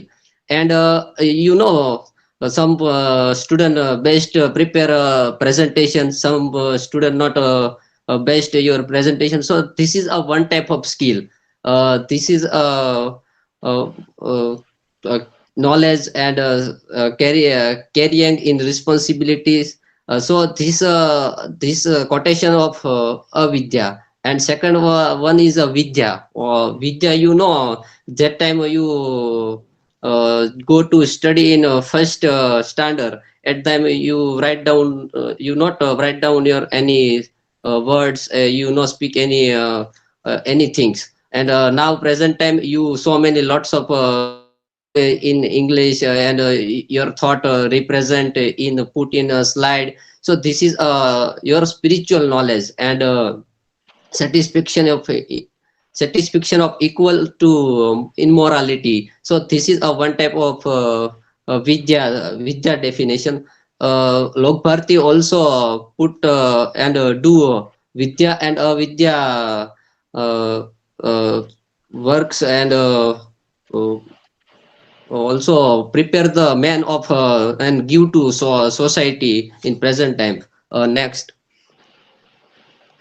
So my point of view, all student teach to teacher. So Charles Dickens represent her novels, his novels teachers, and Nanabai Bhatt also as a teacher. So who is Charles Dickens? So Charles Dickens is a writer of Victorian era. He was a write down in so many social critic, because Victorian time so many is revolution of industrial revolution, and so many put down in factories, and so many people's poor men and rich men. So two types of different world. At that time, Charles Dickens represent how to people face to difficulties. So this novel also Charles Dickens represent to industrial man, how to education that times, and all peoples do something new type of problems. And Charles Dickens also his own created world, fictional world. That time this novel also create a fictional character, so many character, and for Charles Dickens so many write down work. You see this slide. Next. Hello, I am audible. Next. So Nanabai Bhatt. Nanabai Bhatt was a greatest philosopher, and he was a best educator. Nanabai Bhatt also belonged to Bhavnagar. So I am very happy because one Gujarati is a very most famous writer, and give to a Padma Shri Award in 1960 for social work. Nanabai Bhatt also student of Shamaldas Arts College, and he was the first school teacher of Maua in Bhavnagar, high school teacher. And after Nanabai Bhatt also become a professor of Shamaldas Arts College, and Nanabai Bhatt after Nanabai Bhatt become a vice chancellor of Gujarat Vidyapith. At that time, he founder of Dakshina Vinay Mandir in Bhavnagar. And after Nanabai Bhatt become education minister, that time he was a founder Lok Bharti Institute and Dakshina Murti Amla. So Nanabhai Bhatt is a very greatest person, and he was a very thinker man. Next. So Charles Dickens' work of Hard Times, read this novel title Hard Times. Hard means very difficult times and situation. So that times revolution and industrialism lots of become and so that time also social and economic problems. So many character in this novel and two teacher in this novel. First one is a Mr.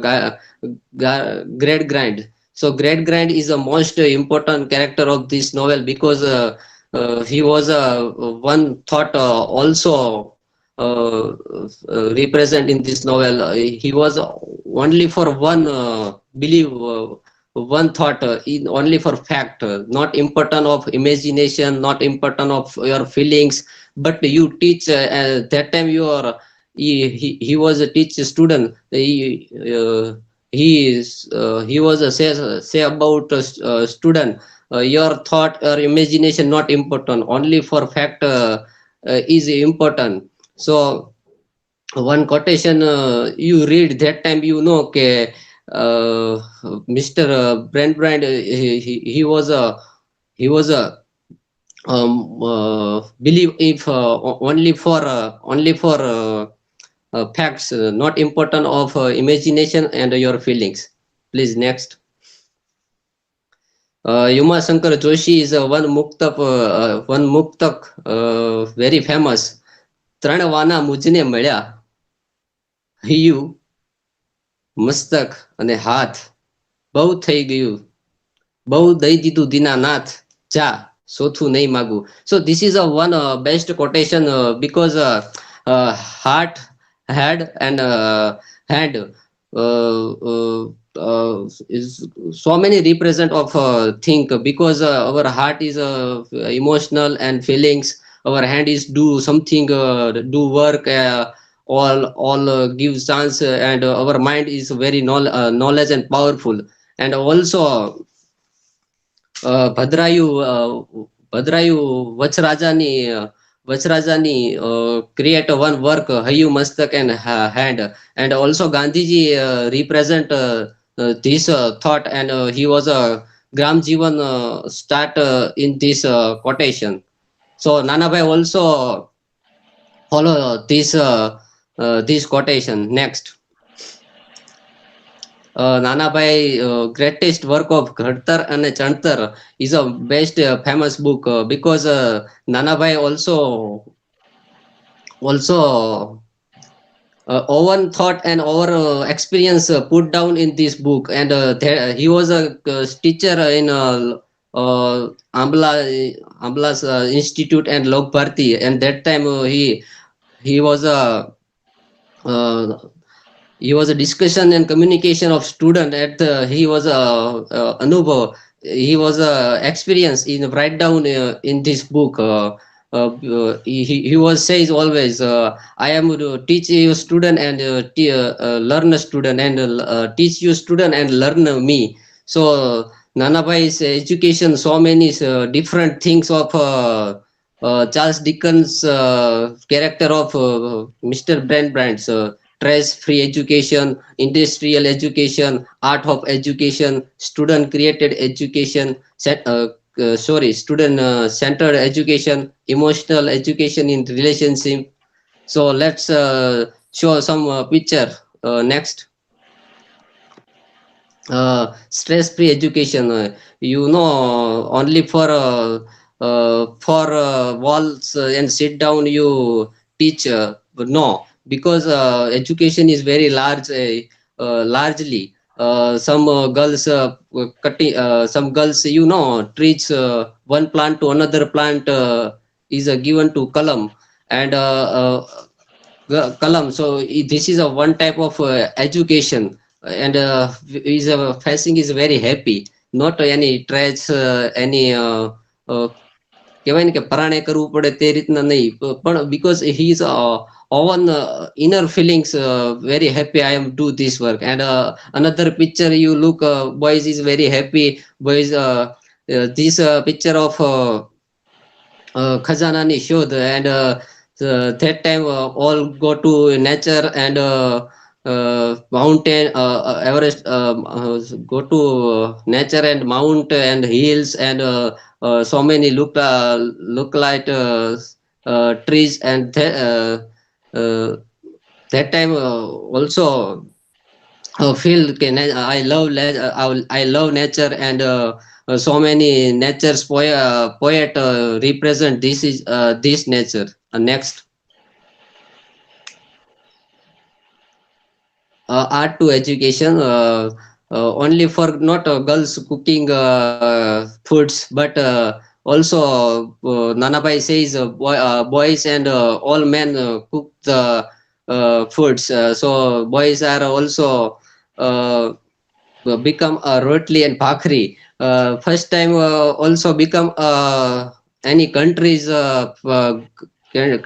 naksha. And but after practice, that time is also create a very good rotli and bhakri. And other picture is also our life importance is yoga, because our health is good. So this is emotional, and this is imagination, our picture. And our thoughts regret. Next. Industrial education, only for not boys do work in farm, but also girls is do work of farm, because sometime people thought girls are weak, but boys are stronger. Not also do this work of girls and boys. So Mr. Great Grade and this fact is not use of this education. And second picture is also garbas in one program in go to stage. So that time fulfill your test fear, and you imagination in your style and in your personality. That time you present this stage. So you are free now. You can go for you are free to your present. Next. So one article, Hard Times in Experience in Teaching, author of Helmut Girber. The third period of Hard Times may then be spent in analyzing the theme of the novel. Two basic questions should be considered. First one is how is the grade grind system illustrated, and second one is how is it is a failure dramatize. Yes, so illustrated also represent in her daughter Loresa, because Loresa is her life is very struggleful, and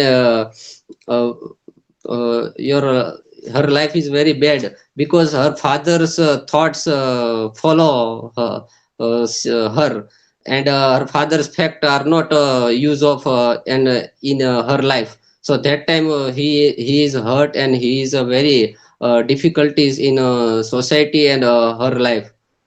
Next. So what?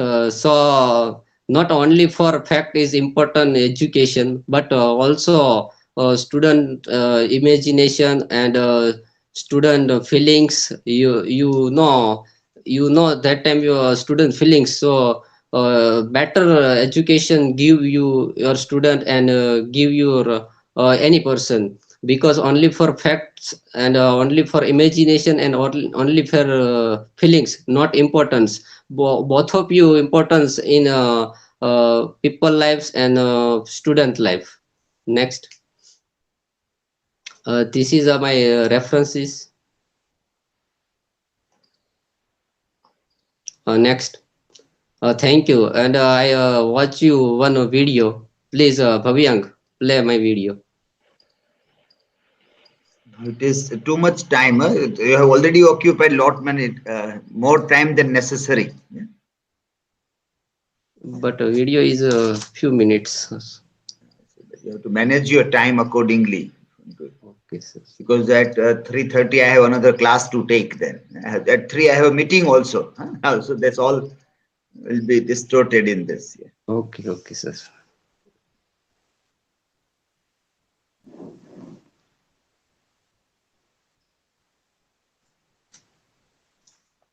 Okay, so the questions can be asked in the chat. The other questions you can ask in the chat. Yes. Now, Nandita, are you ready? Yes, sir, I'm ready. Am I audible? Yes, you are audible. Yeah. Okay, finally. So I share my screen first.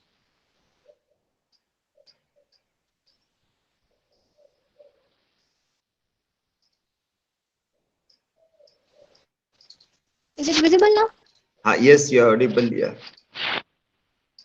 So good afternoon, respected sir and my dear friends. Today my presentation is on hard times, similarities and divergence in literature.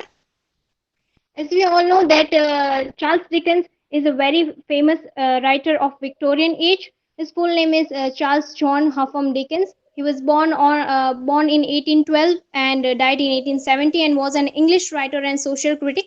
He was a social critic and he do socialism or criticism on social contemporary things like in poverty, unemployment, exploitation, cruelty. All these things are his forms of civilization, or we can say some criticism also.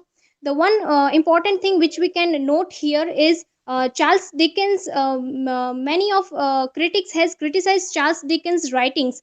So here a question arises that why people are criticizing Charles Dickens, because he has used very much of melodrama in his works, and because it is his real life story which he depicts in his works, and people feel that it is a melodrama. So here is one controversy over this. And the characters from Dickens books are some of the most memorable in literature. His character often had some famous questions and situations which we also gained. The another one is my concept, or the presentation topic is here the similarities and divergence in literature. So we can see that there is similarity between William Wordsworth and Charles Dickens, because they both are inspired by their lives.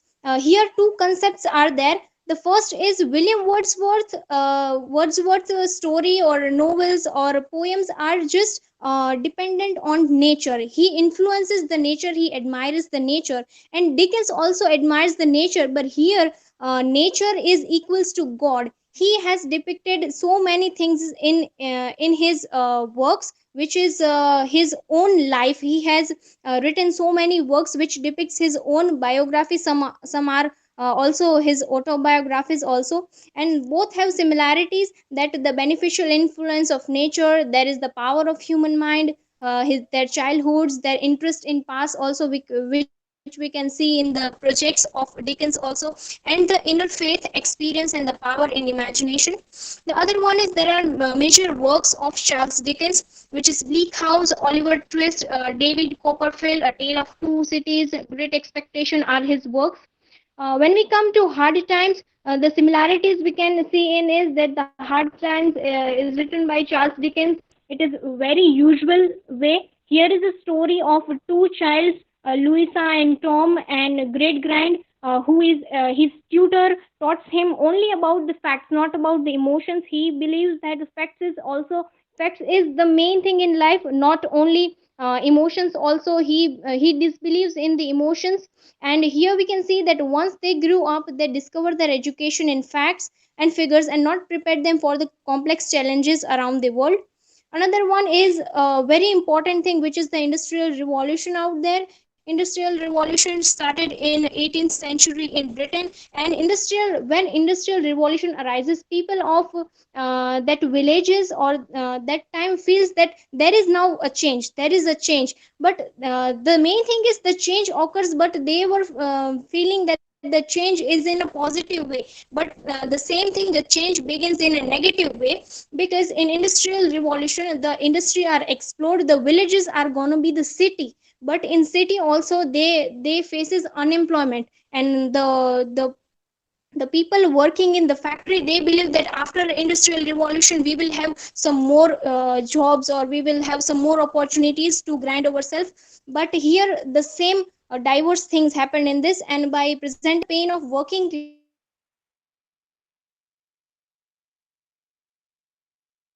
utilitarianism, Dickens criticizes the Industrial Revolution. Industrial Revolution, although it is a very good thing, because it brought the machinery, it makes the the load of people working in industries and all, but it also creates a diversification for the working class who is now unemployed.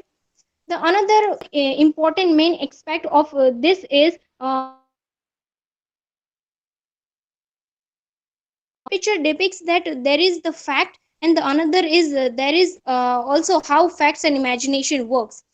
The same we can say that if we are doing the presentation, what is presentation in our mind and what presentation we do. So there is both difference between both of them.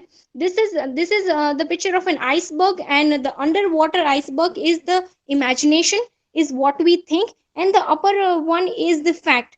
So here it is not important that the life goes on fact. Not only the facts are important, but also imagination is also important. The second picture also depicts the same thing. Here we what we see that how much the castle is and what we just do.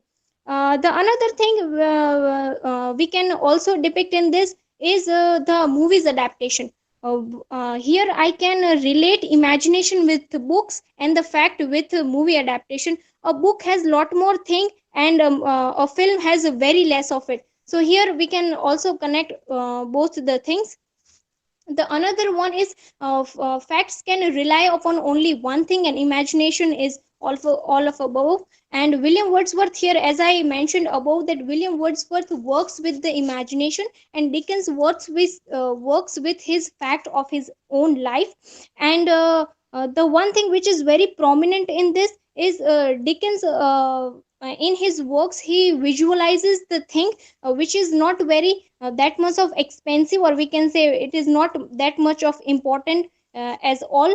Imagination and facts go in hand. Here I can take an example like the fact is a crocodile cannot stick its tongue out. So here it is a fact that crocodile cannot stick its tongue out. But the same thing is that we can have another imagination of this. Here is the distinguish between facts and imagination, that facts are the information that to be considered true. Facts is the main thing which we can work upon, and imagination is a fiction which is based on one's imagination. As I had already mentioned an example that crocodile cannot stick its tongue out. Here what is the evidence? We can see that it is reality, it is the main information given this.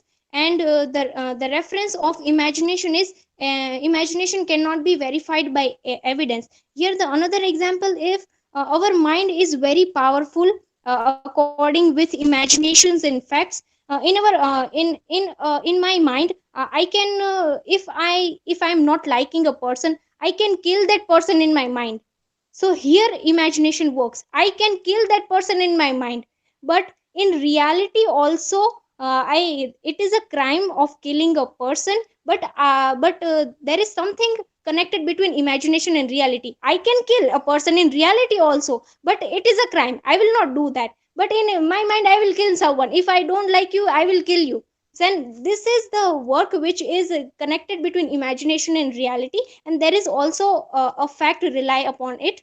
In facts also, it is references of textbook, news reporting, and biographies. In imagination also, it is referred with novels, plays, and short stories. In facts, it is exaggerated by a biased opinions, but in imagination, it can have the elements of truth. So here we can say conclude that only literary students have that type of imagination of viewing all these things. Another example I would like to quote is yesterday it was done with me that some of my friends call that Mr. Bean is mad. Mr. Bean is mad. He don't know what to do and all. but only a literary student can say that Mr. Bean is not mad. Mr. Bean has that type of innocence. We can learn from Mr. Bean that how to enjoy our own company. So here, by reading or by viewing literature, we can have that type of sense in our mind. We can have the two distinguished aspect, that what is fact and what is imagination. So thank you, and here are my references for this.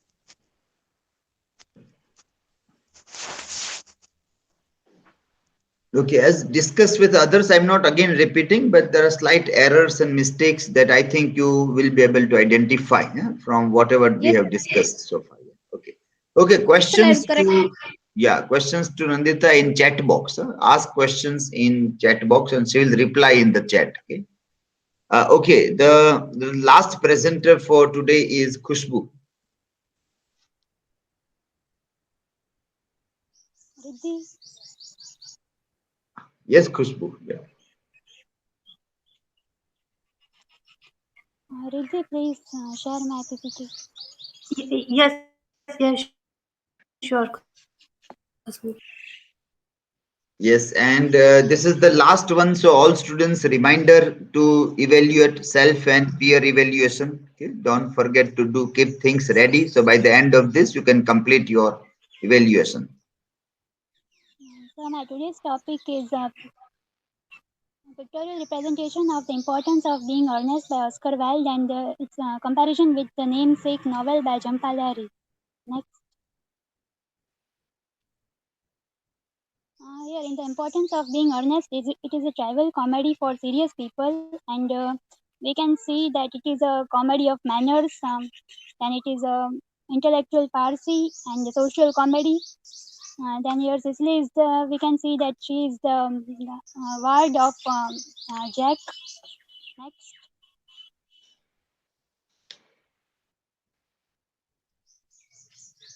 Here we can see that Cicely is reading, and she writes notes in her own diary. She writes her own imagination. She writes her own thoughts, and whatever she imagines, she writes all her feelings in her diary. Next.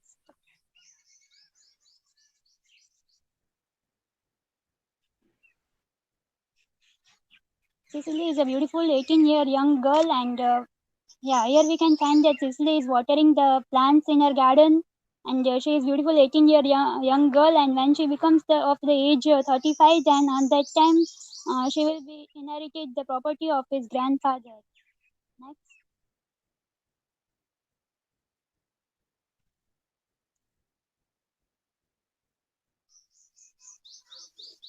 Next slide, please.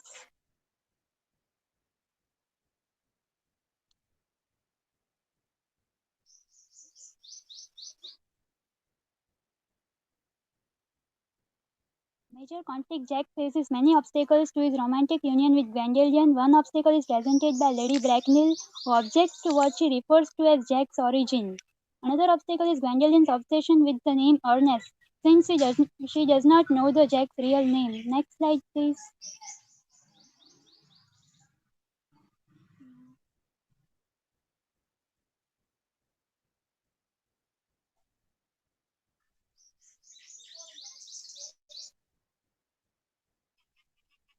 I think next slide is not visible here on my side. Okay.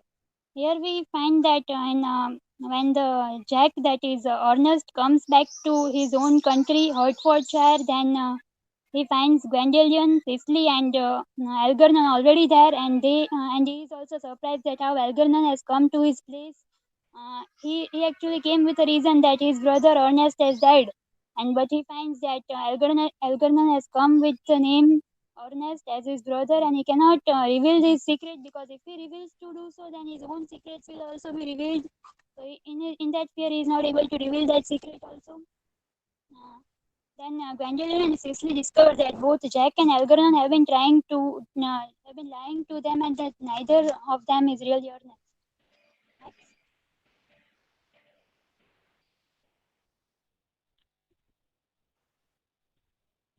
Jack is the Jack is the major landowner And he's in his own Hertfordshire country. Jack is the major landowner and the justice of peace. But when he goes to London, then he changes his name so that he is able to do all that his heart desires. He's able to meet Gwendolen over there, and his name in London is Earnest.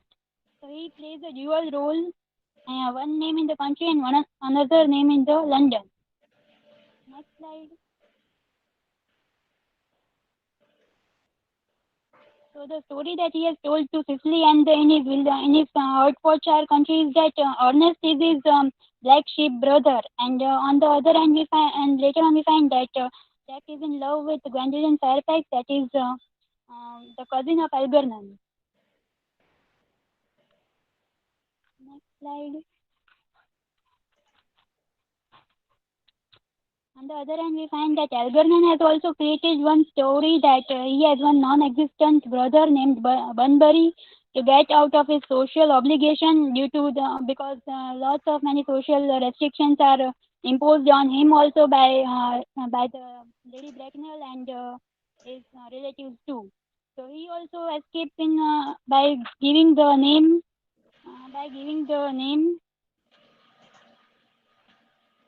his friend a false name Bunbury.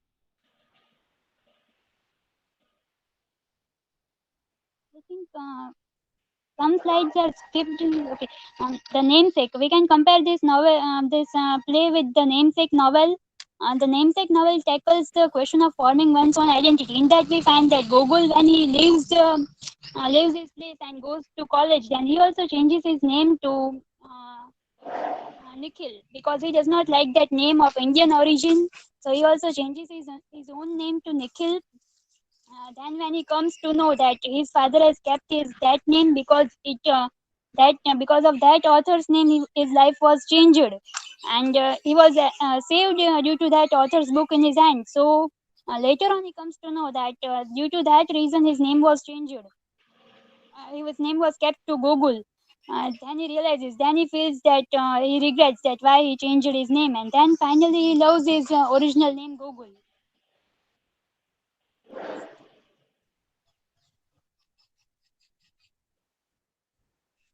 So a name is not just a label on a person, it is a whole self. A name represents the identity of the person. When we change the name, the identity of the person is also changed. So when you throw the old name off and you take the new name, the new identity is revealed in the person's character. So we can compare in this case also that when Jack changes his name to Earnest, then his character is also changed in that importance of being Earnest. And here also in the namesake, Gogol changes his name to Nikhil when he goes to college. Next slide.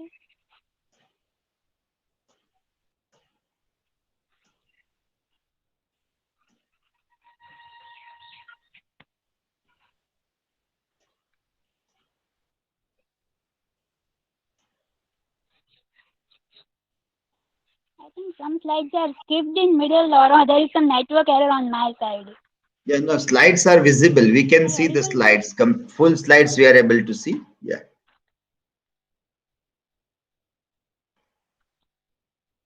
Yeah. Okay. Fine. Okay.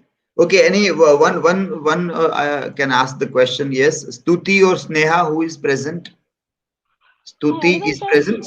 Stuti. Yes. Stuti is present. Stuti can ask a question.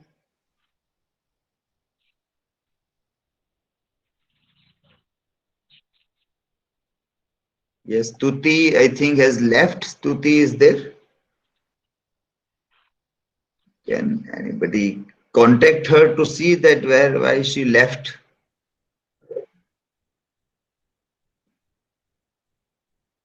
She can come online. We can wait for some time for her. I'm calling her, sir. Yes, yeah, call her to see. So we find that Lady Bracknell endures the marriage of Gwendolen and Algernon because he comes to know of the origins of the Jack, and so she is not able to accept due to the Victorian society norms. And when she tells that she can accept the Cicely because she possesses a great deal of money when she comes to that age. But when this point is revealed by Jack at the end, so when Lady Bracknell is more interested in the money, for that case. And so she is more interested in the money. But then Jack tells that no, I will not allow Cicely to marry this Algernon because she is not allowing his marriage with Gwendolen. So Jack keeps one deal, that if Gwendolen is allowed to marry with Jack, then he will give the permission of Cicely to marry with this Algernon. So then in the end, doctor, when the Lady Bracknell is ready to leave, then at that time Dr. Chasuble comes and name of the Miss Prism is mentioned. On hearing this name of the Miss Prism, Lady Bracknell is she tells that okay, bring Miss Prism into their room, and then Miss Prism is also quite frightened that why this because before 28 years she has lost one baby, and that baby was Lady Bracknell's sister's son. So now she is asked the question that where is that baby which you lost 28 years back? So the Miss Prism replies that I had forgotten that baby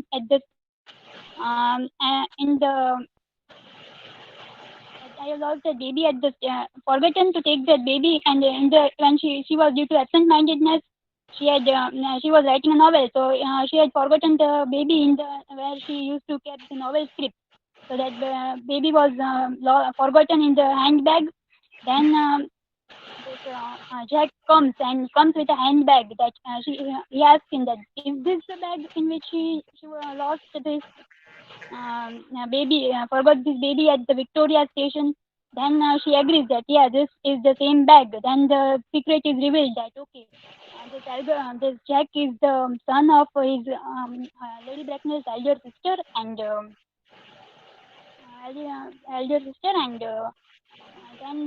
then the marriage is confirmed between the Gwendolen and Jack, and thus the secret comes out. So in the end, with the story that Jack was making, it was of his name and his brother. It comes to be true that his name, as his father was in military general. So his name from the one journal is revealed that his name is also Earnest John, and he has one older brother. He has one younger brother, and that is Algernon. That story also comes to be true. So finally, both the pairs get married. So he has one principal brother named Algernon, and the story is revealed. And finally, both the pairs get married. Algernon with Cicely, and Gwendolen with Jack, that is Earnest. And both the girls are also quite interested in the name Earnest. Sir, I think my slides are not visible. No problem. Yeah, no problem. Yeah. Okay, you have done, completed your work? Yes, sir. Yeah, okay. We have gone through the slides. Slides were presented earlier. Yes, Stuti, are you present to ask questions? Yes, sir. KHUSHBU, my question is for whom Algernon order sandwich, and then what happened? Algernon orders the sandwiches for Aunt Augusta, and the sandwiches are of cucumber sandwiches. And he is quite waiting for the Aunt Augusta for her to come, but he waits for a long time as she doesn't come. So the sandwiches are eaten by this Algernon himself only. Okay, I think NIYATI and STUTI, both of them left in between. Without this is the exam time, and you can't leave in that way. Okay, if there are any genuine reason, then you have to inform. Yeah. Sir, network issue.